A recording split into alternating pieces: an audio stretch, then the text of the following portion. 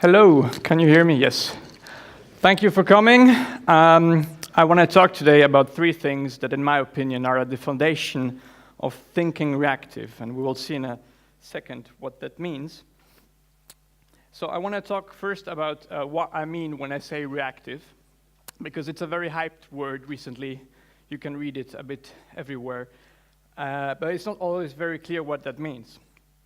The second thing I want to talk about is mutable state versus immutable state, then functions, higher order functions, and why bother with functions at all. And then lastly, how to use these functional things for reactive. A few words about myself. My name is Manuel Bernhardt. For a living, I'm doing stuff on a computer. If I had a choice, I would spend my time scuba diving. I live in Vienna, and you can see me diving in the Danube here. Now, I wish that was true. The Danube is not as blue, unfortunately. I'm co-organizing the Scala Vienna user group, and for over 10 years, I've been working on the JVM mostly. For the 6 past years, I just realized I've been working with the Scala programming language almost exclusively, and I'm doing mostly things that are related to web, so web applications, back-end, front-end, but all around the web.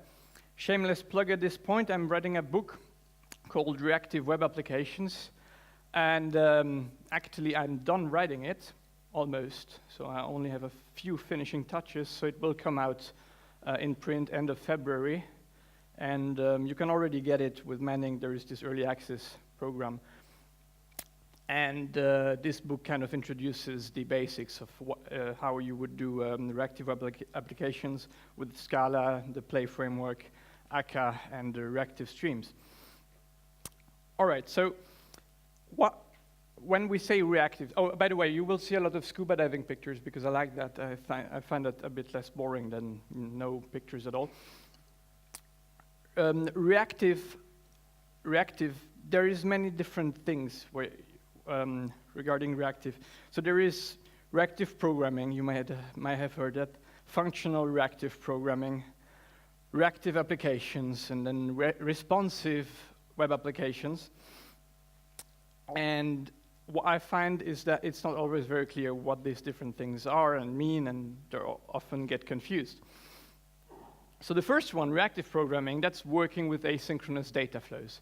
That's like working with streams, only that these streams are not blocking. It's not your typical input stream or output stream that would just consume data or write out data and then just stop when it doesn't get any more data or when it can't write anymore, and then consume resources. It's asynchronous in the sense that it will liberate, it will not monopolize resources while it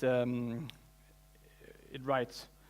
The functional reactive programming is exactly the same thing. It's asynchronous data flows, but with functional programming. So that's not very much different.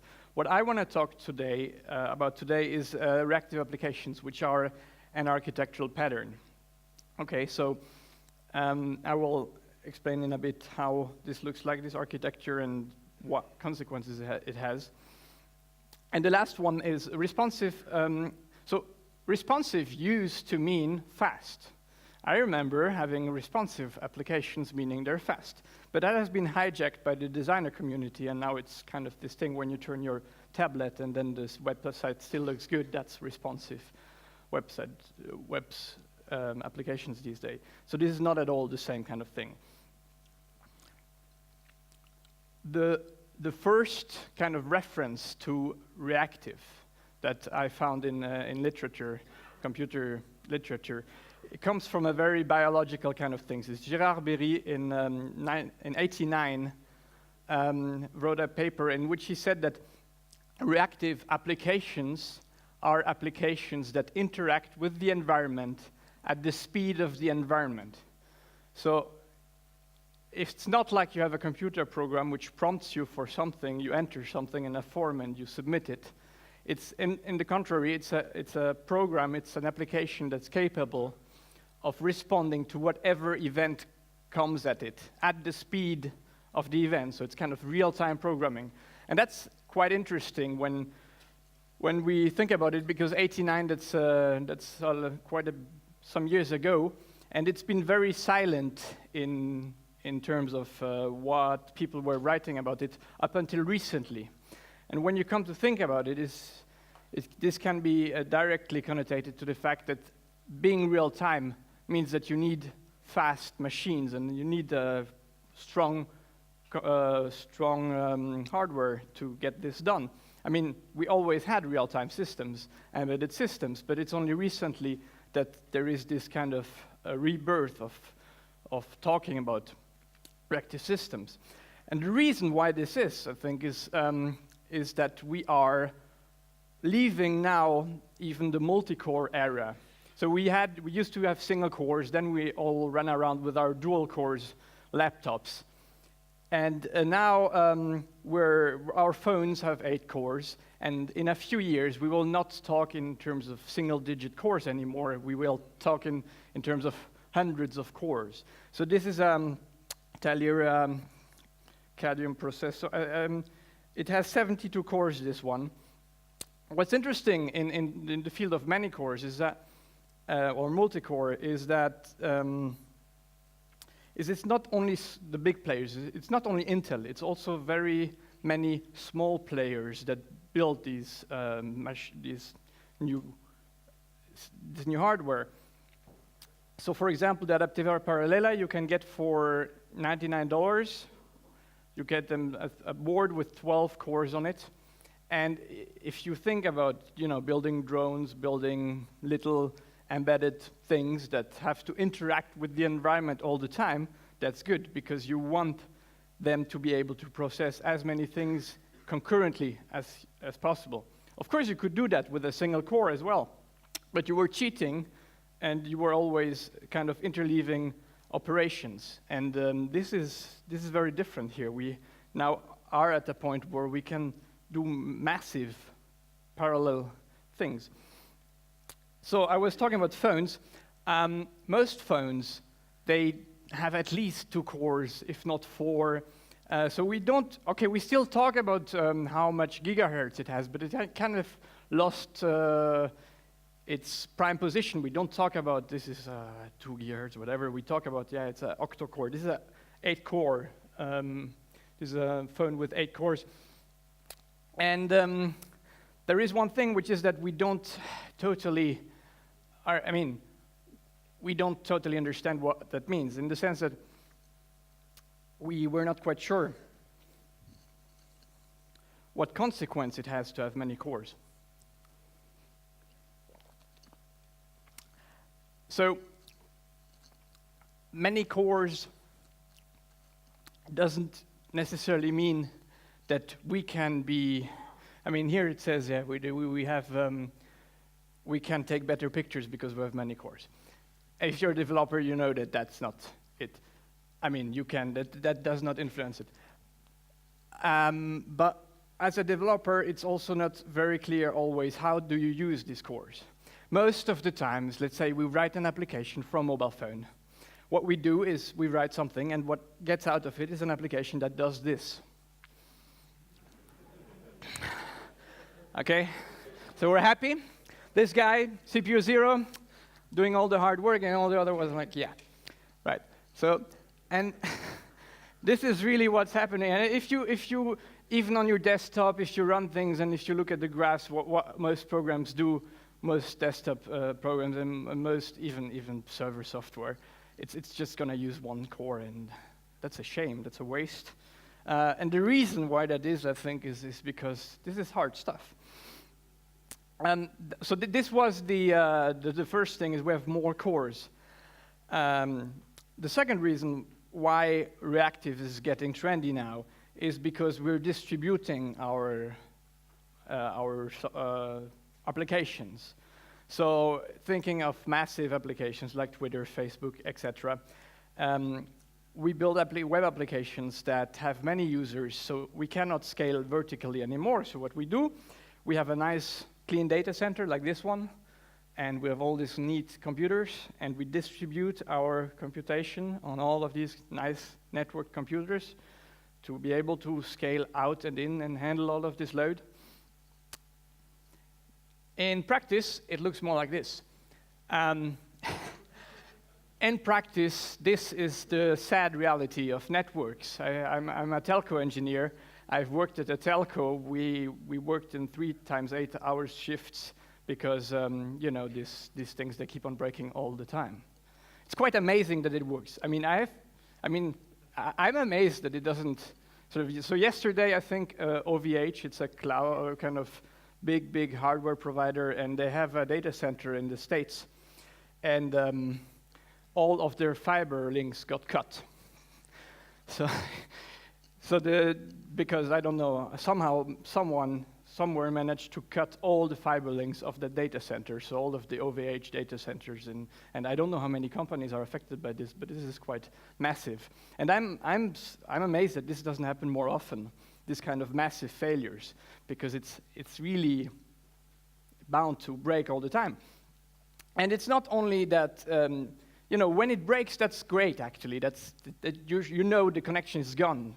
But there is another thing which is a lot trickier, is when it slows down and this one server becomes unresponsive, or sometimes it's there, sometimes it's not there. It's spotty, it comes back.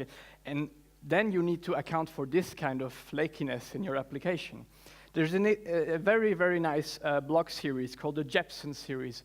Go to afir.com if you haven't heard about this.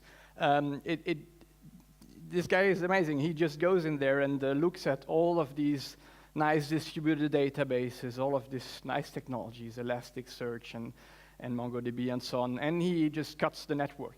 And then he sees what happens with all of these distributed nodes and how the system behaves, and can it recover, does it fail, how does it fail over, etc. But that's the reality of things in distributed computing. So this is sort of this is a reactive application. This is in the Reactive Manifesto, the kind of overview. You want to have a responsive application. Responsive in the sense of fast and available and always there for the user and always nice. So in order to get this, you need to be both elastic. You need to be able to adapt to increasing loads when your website is featured in The Guardian and all these people click on the link at the same time. You want it to be able to scale out on all of these computers and then scale back in, because otherwise your bill will be enormous. And then you want this to be resilient as well. So if one part of the application fails, you don't want the whole thing to go down. Only because one subset fails doesn't mean that your entire application, all your users should be punished for that. And the underlying idea is that this is based on events, on a message-driven architecture. So this is a very abstract kind of architectural thing, and I'm not a big fan of these kind of very abstract things, because at the end of the day, you want to write code, and then the question is, how do you do that? So let's talk about this a bit. So before I'm talking about how to do reactive programming, I want to talk about programming, how we've been doing it lately in Java, for example. So in 2000, we had a collection of employees. Okay, that's quite, standard. And then in 2004, generics came along, and we had a collection of employees. Then in 2005, things got a little more, and then 10 years passed. Now it's 2015. We're in the future of the future. If you've seen the movie Back to the Future, where 22nd of October is past, we're in the future. 10 years later, it looks like this. It doesn't fit on this slide, sorry. So we've gotten ourselves into this. This is slightly, This is also I didn't come up with this. There is this website, annotationmania.com. You can check that out. You will find it. This is what happens when you do too much in one direction, kind of. But we kind of learned that annotations are a best practice. So let's try to apply this to reactive programming. Let's say I have a controller here. So this is a controller in an MVC web application, and the first line is about making a payment, the first method. And the second one is about getting the past payments. So in order to make this reactive, well, let's do this. I'm messing with you. You wouldn't do this. So what I did here is kind of saying that I want I want this whole thing to be elastic with the minimum and maximum of, amount of nodes. I want to be able to gracefully handle network partitions just by switching this flag on. My latency should be 500 milliseconds, and that's, you know, that should be always it. And I want to use akka as a message provider, and here the latency is okay at 800 milliseconds. So this is where I say that when you go into reactive applications, you cannot use this kind of abstracted way of defining things anymore. It's not even abstraction leakage that happens. It's not possible to build an application thinking that you will be able to abstract, a reactive application thinking that you will be able to abstract away the reality of the network and so forth. So what this calls for, what reactive application calls for, is a complete shift, complete paradigm shift. It's a completely other way of thinking about applications, because you have to tackle this at the core. You cannot go onto an existing programming model and then at the end sort of make it all good and fair, resilient and so on. That just doesn't work anymore. So in summary, why we have reactive now? Well, we distribute our computation across CPU cores and across networked machines with all the drawbacks of a networked system. And we also need the tools to work with this, because it's hard stuff. And annotations are probably not going to cut it. Okay, so now let's go and talk about mutable state for a moment. So this, I don't think anyone knows what this is. This is the IC. It's the Sinclair. Yes, someone knows it here. You have one. Wow, cool. So I learned to program on this thing. It's a Sinclair ZX81. Here's my Sinclair. It has, out of the box, it has 1 kilobyte of memory. And I have the 16 kilobyte extension pack, which is really cool. And you had to solder it and glue it yourself on the back when you bought it, and then the whole thing tips over. This is where we came from in terms of programming, where we had very little memory, which also means that we were not really able to afford to keep all the past state around. What do I mean by this? Anyone knows this game here? Yeah. So this is Prince of Persia. This is, I think, the game that has been ported to the most platforms out there, you know, starting with Apple II and of course, the IBM PC, etc. And the IBM PC version had a nice feature or bug or whatever you call it. So the Prince of Persia, so you're this prince, and then you just go, and whenever you leave a screen, you're going around, and the whole screen switches to another one. So, and you were fighting guards. You tried to save the princess, go out of the maze, and fighting guards. And the PC version had a nice, or a not so nice bug in there, is that whenever you passed 4 tiles after killing a guard, you passed 4 tiles, and then you came back, the guy was alive again. Because it forgot that we just killed it, because there was no memory. Every 4 tiles, it would reset the whole thing and load the next 4 tiles. And you actually, on a slower machine, you would see that every 4 tiles, it was waiting a bit longer when it switched to the next one, where it was loading the next 4 tiles in memory.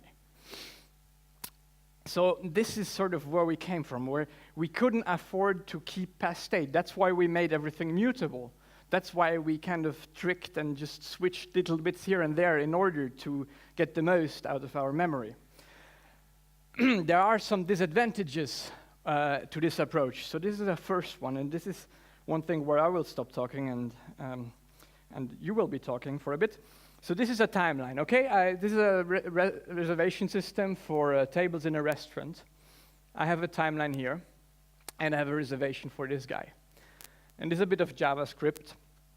In the first part here, I define my reservation. Okay, it has a start and an end. And then here, I set the timeline options because I want to sort of center the timeline around this reservation. So I said the minimum is the start of the reservation, and then I want to add 3 hours to the end of to the start, so that my reservation shows up at the beginning of the screen, and then I have the rest of the timeline still visible. Can anyone tell me what is the problem in this code? Sorry? It add 3 hours?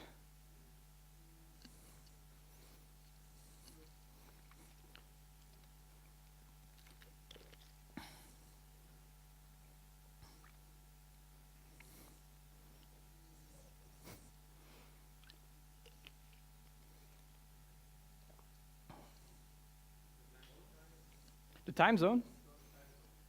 It's not the time zone, although it often is the time zone, especially with daylight saving time.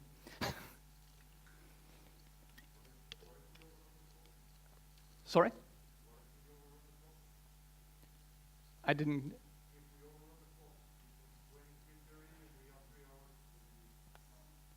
No, no.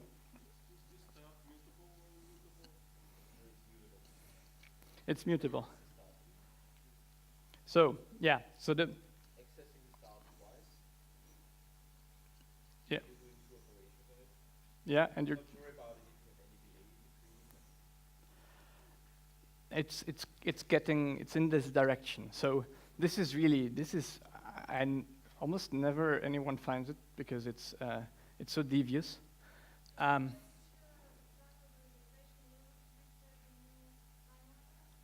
When you change the time of the reservation, it would, if you change the time of the reservation, it actually in this programming model it would change that. The trick here is that it's really devious. I'm using this moment thing here to define this. It's a library in JavaScript moment. And when I call start of hour, because I just want to set it, the interval, right? So I take the beginning, the start of so let's say my reservation is at 13:15, so I want this start to be at 13. But when I call start off, this is mutating start. Then I'm calling the same thing here, add 3 hours here again, and this is mutating start, and now the start is after the end. I don't know if maybe anyone said it, or, yep, yeah, okay. Okay, so you got it. So if you want to work with this, you have to go like this. You have to clone the start and then call the operations on it. Needless to say, this is not very intuitive, and there is this GitHub issue, and I'm gonna show you this GitHub issue if I manage to switch this over. Yes. So since ever I commented on this, I'm somewhere towards the beginning, but you see all these developers that have exactly the same problem. And what's interesting is that since I commented on it, every 2 days or so, there is someone going and saying, yeah, I just lost an evening, etc. So that's one of the drawbacks of a mutable programming model, especially where you wouldn't expect it. Another drawback, let's say I have a car, I set it at position 0, and then I move its position to 10, okay? So far, so good. Now let's say I do this in 2 separate threads. The first thread A, I set the position at 10, and the second one, I read the position. Can anyone tell me what the second thread will see? No. No, yes. So that's the thing, right? You cannot, because you don't know what comes first. So how do we change? How do we go work around this usually when we have 2 threads and they do things at the same time? Synchronized. Locks. We all love locks. There is a book called Java Concurrency and Practice. I don't know if you've read it. But it's really, really hard. I mean, I have to say, whenever there's more than 2 threads, I'm confused. it's hard to reason about. It's, it's something that really messes with your mind. And the other reason why this is annoying, and that's not so visible, I mean, it's annoying because we have to deal with it. The other reason is that it's actually, if you're interested in performance, it's quite a performance overhead. All these locks that you put in there, these are consuming CPU cycles quite a bit. So in summary, with mutability, there was a reason in the past for using it. However, it makes it harder on ourselves as programmers to reason about the program, because we have all these moving parts with mutable state. And it also makes it harder to work in a concurrent setting. And what we just saw before is that we will have to deal with a concurrent setting pretty soon because of all these many cores, unless we want to continue and just have this one guy working. But that's not going to work for very long anymore. So let's talk about that different kind of way of keeping state, the immutable version thereof. Because this is kind of the reality of what I'm not programming on my ZX81 anymore. I'm working on this MacBook Pro, which I got 2 years ago at the Java2Days because my computer died like the day before Java2Days last year. And it has 16 gigabytes of main memory. So it's cheap. I also, if I'm looking around on servers and anywhere, you can get terabytes of data now.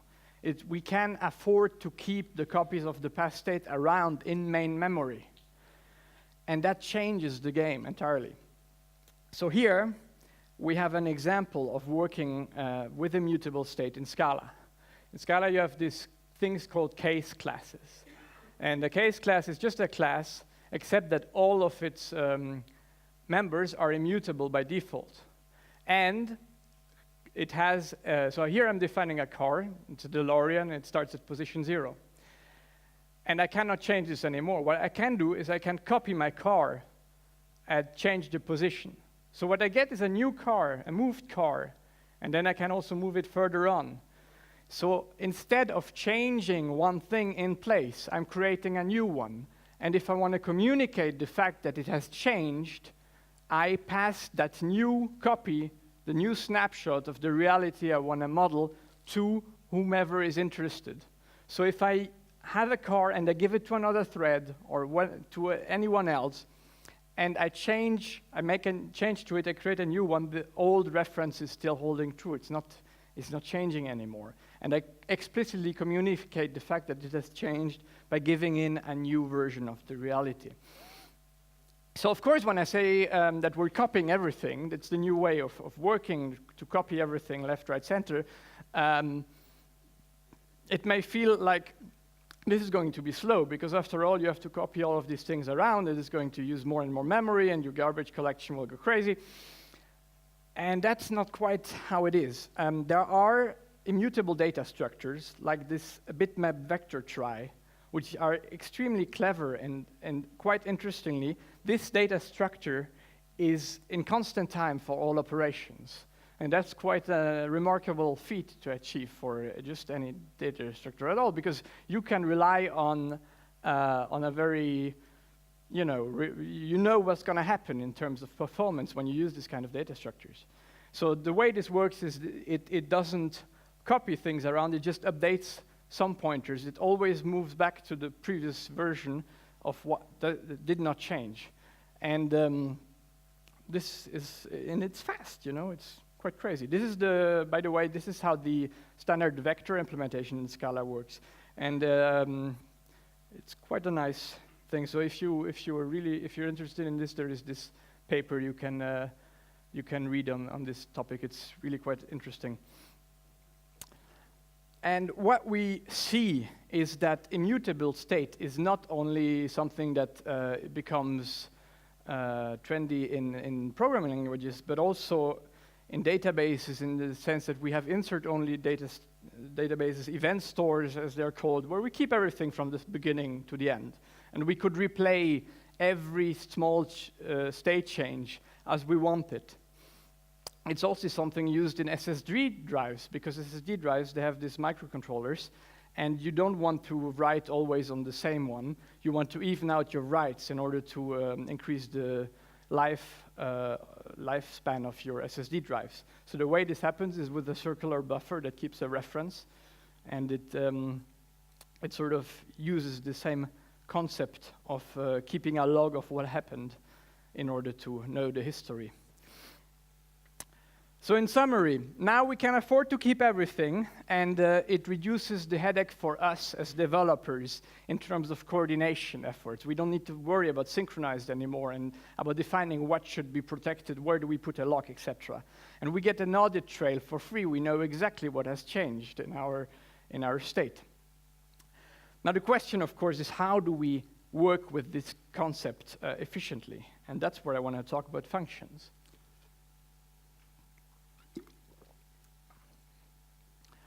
So I'm going to use Star Wars and Lego at the same time to talk about functions, because I like Lego and I like Star Wars. And 16th of December, the new Star Wars movie is coming out, and I already have my seat, and I hope it's going to be good. Anyway, so this is Han Solo, or it's supposed to be Han Solo in the Millennium Falcon. And a function is something, a pure function, emphasis on pure, is something that takes a set of parameters, of arguments, and that does something with it. So here I have a function that assembles Han Solo. That's a pure function.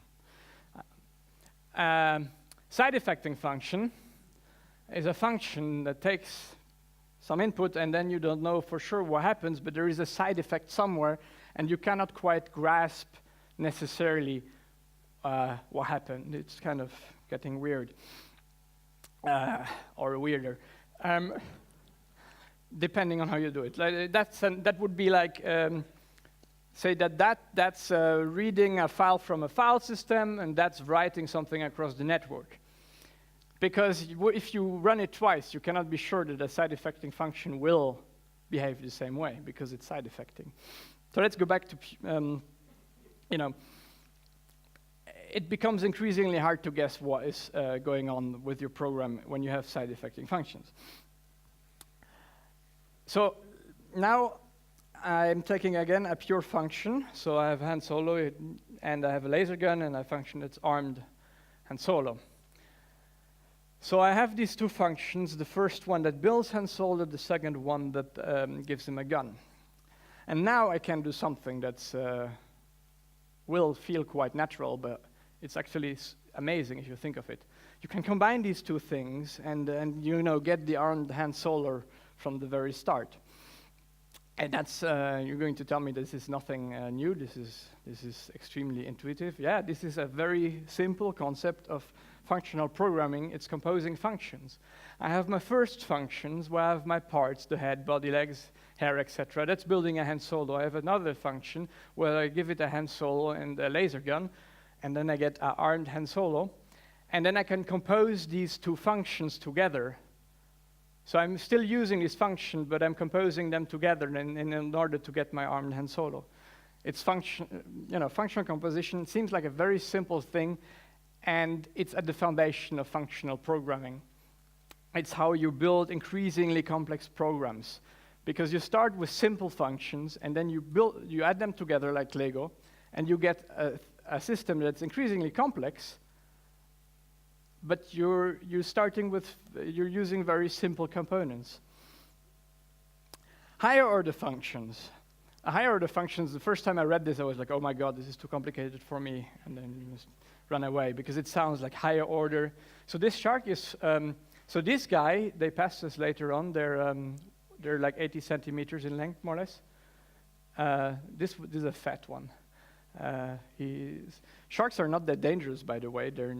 We read about sharks being all these dangerous things, and there's like 5 deaths due to sharks per year. There's more people dying from cows per year than per shark. And I think at this rate, humans are killing, I think, let me just go back a few slides because I have it in my notes even, when I'm talking about functions for the first time. 100 million sharks are estimated being killed by humans per year. It's crazy, isn't it?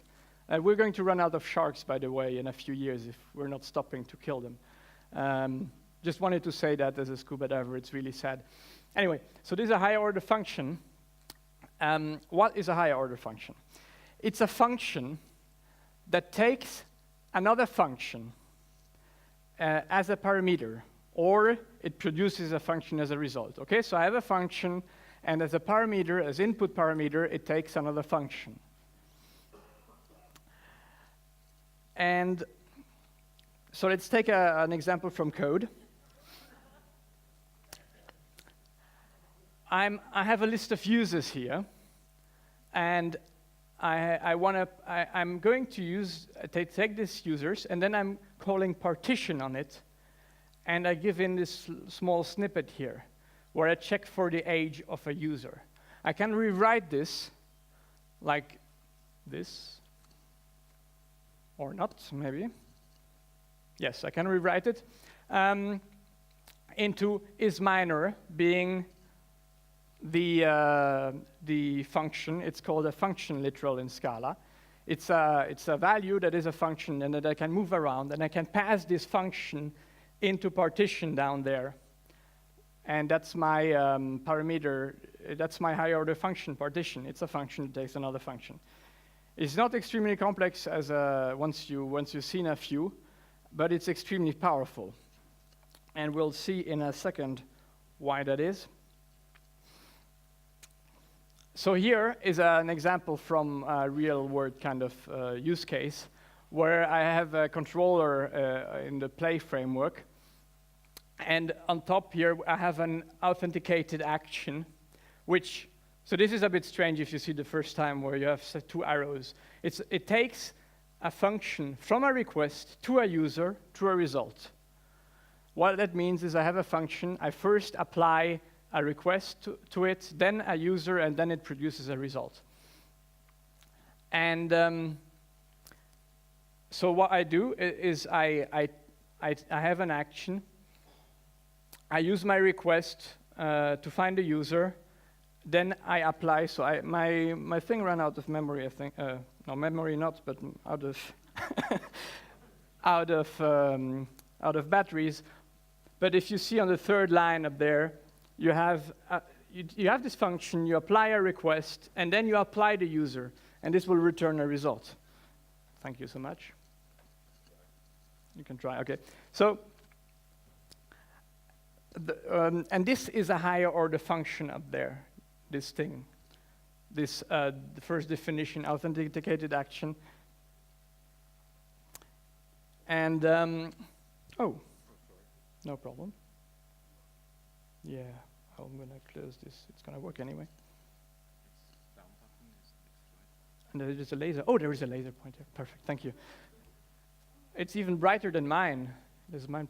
So, so this is the higher order function here, and I'm applying this, so I will get a result out of this. So the first one I can take and use in plenty of places now. So for example, show settings is another action in this controller. I use my authenticated action, I get a request, I get a user, and I know already that this guy is authenticated. I get access to the user right away. I can use it to find the settings in some service, and then to display a result to the user. And you could imagine that you want a lot of actions to be authenticated that way.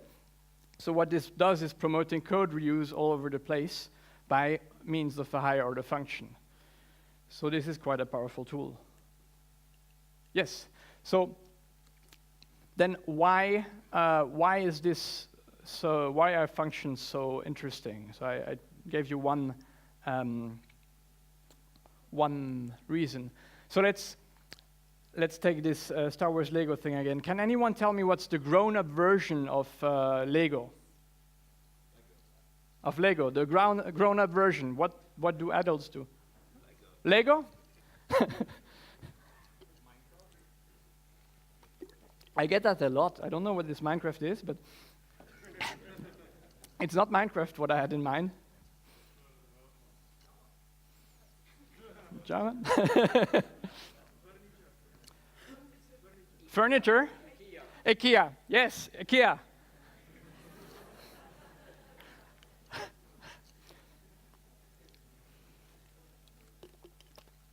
So this is quite nice.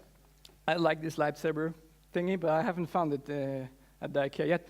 So what's interesting with function is that what you do with functions is you define behavior. So you have these arrows here, and you have these arrows there. Okay? You define behavior, and you pass this behavior around, and you can apply it on different data. It's not like the object-oriented approach where you have data and you encapsulate functions in there and methods in there, and you work on the data. You define your behavior, and you move the behavior around. It's a container for behavior that you can move around. So you can have your data can change, but as long as the data has a certain shape, you can use all of this functionality again and again and again. And that's what makes it so interesting. So for example, here I have a set of users again. I apply a filter where I take only the people older than 18. Then I extract the address, and I sort by city, and I have my addresses here. And all of this is immutable. I just created a new set of addresses out of my users. And I'm using these very small, higher-order functions in order to do data transformation on my program. So that way, I can build increasingly complex things. And this I snatched from Mario Fusco here, because it's such a nice slide. On the top here, we have the imperative way of working with things. And what you can see, just looking at the colors, is that this version seems a lot simpler to read and understand than this one. Because what we do up there is we're moving things, we're defining a reader, we're iterating here, then we're doing error checking if it's not null here, etc. So we're mixing up all of these concerns, whereas when you take a functional approach, you really get empowered, and you can really separate what you're doing one line after another. I read my lines, I limit them to 100, I filter them, and then I get an output. And I find the second version a lot easier to understand and to read. So how do we apply this for reactive, or how is this the foundation of reactive applications? Well, we said reactive applications, they're distributed in nature, they live in the internet, they have all of this inherent complexity due to networks failing all of the time. And so the only way you can work with the only way you can build a reactive application is by building something that's asynchronous all the way down. It's something that will never block and wait for the other party to respond, because the other party might just not respond. So you have to incorporate the failure, the fact that your database may not be available or may be slow into your program. This is Node.js. Anyone works with Node.js here? So Node.js, I think it got better, but there is this thing called the Christmas tree programming, you know? Yep. This thing has a shape of a Christmas tree, kind of, because we have all these callbacks. So I'm getting something here asynchronous, so it's an Ajax colon items. I get back a function. Then here I have another callback and a callback, and then somewhere down here I'm doing my error handling, and then I do another error handling. Callbacks are not the right way to do asynchronous development. That's the only tool that was there up until ECMAScript 6, but now it's getting better with the promises, of course. But they're a poor tool. And if you compare it to this approach now, here you define how you fetch things in the first step, then you combine these two things, this fetching items and fetching the prices, and you're extracting what you need to extract, and only in the third step down there do you do error recovery. You don't mix your concerns, you keep them cleanly separated. So all these things that I showed you, map, flat map, etc., all these constructs of functional programming help you work with asynchronous, or help you build asynchronous code in a much more efficient way than with any other tool that I've known so far. Maybe we'll find something better in a few years, But so far, I mean, that's the best kind of concept I've come across. So in summary, these three things that you need to remember if you want to build reactive applications: immutable, function, and composition. If you remember these three things, and if you master these three things, you can go ahead and use all of your CPU cores all the way you want. Thank you so much. Do you have any questions?